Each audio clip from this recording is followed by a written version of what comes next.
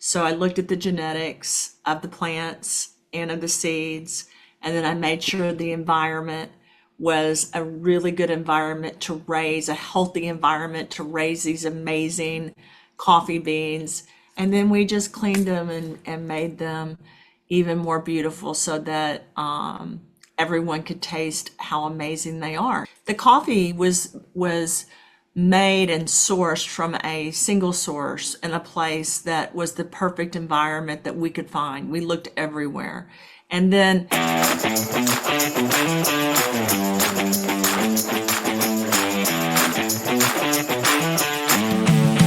So obviously you have a huge scientific background. A lot of people that are watching this are into the flavor. They're into the food, the spirits, the wine, the coffee based on flavor. And I'm sure you can understand how science can intimidate so many of us because of that. yeah, Is there just a really simplistic way to explain yeah. what's so good for the body and the planet about rum roast?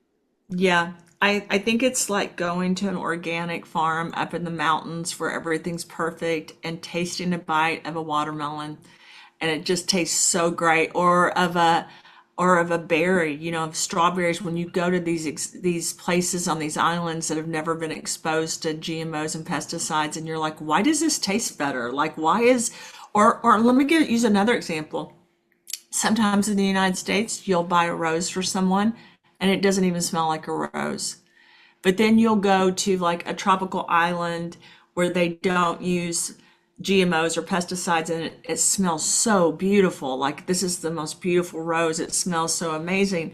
The coffee was made and sourced from a single source in a place that was the perfect environment that we could find. We looked everywhere.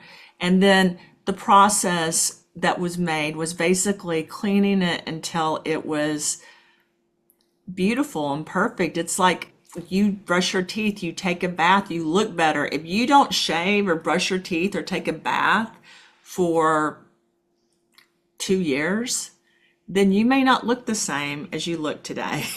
And I may not either. This coffee has been cleaned in a very holistic way, organic way, using only natural. I didn't use anything synthetic. And it tastes amazing. It tastes almost like chocolate. It's very smooth, but it's just coffee. And using zeolites used to line the ducts of the Aztec and Incas and Mayas and the pyramids. I mean, it's documented throughout history. And all I did was take a process and make sure it was cleaning so that it would look beautiful. And again, I take everything back to, I do think it's simple. I think it's simple. I sourced it from the most amazing place that had not been exposed to pesticides and GMOs, that was fair trade, that everything was a sole source farmer that we knew everything about and knew everything about the history because I want your audience to also know this. It's not just the beans and the plants. It's the parent plants and the genetics behind it. When you see racehorses, I'm sure you know this, they breed, right? The racehorses, like if you have you pay a lot of money if you have a winner from the Kentucky Derby, right? Because it's genetics. There's a genetic component, and there's always this debate about genetics and the environment, right? Which one's important? And so to me, both are important. So I looked at the genetics of the plants and of the seeds, and then I made sure the environment was a really good environment to raise, a healthy environment to raise these amazing coffee beans. And then we just cleaned them and made them even more beautiful so that everyone could taste how amazing they are. It's like the most amazing blackberry or blueberry. We haven't been able to source that yet. I source the grains I make the same way. But anyway, that's what I would say. It's very simple. It's just making sure that Yeah. everything is in order and as perfect as it can be. And then I always say this, nothing's exactly perfect, right? Everything is. I think as scientists, we made GMOs to try to make plants bigger, better, right? That failed.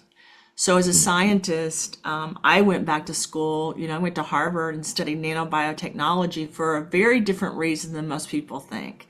I studied to see how we could reverse things naturally from things that we've put into our world that weren't natural, that have hurt us. That's why I went back to school.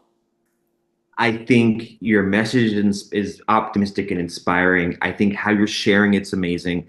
Dr. Christina Rahm, Rahm Roast Coffee. If we want to learn more about the coffee, if we want to follow you, if we want to buy your coffee, where are the best ways to be looking for you? Social media, websites, where should we be looking?